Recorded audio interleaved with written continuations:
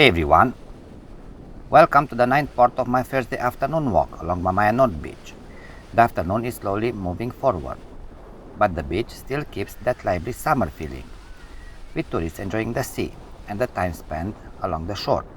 In this part, like usual, I continue walking right by the sea, passing different main beaches but also free beaches.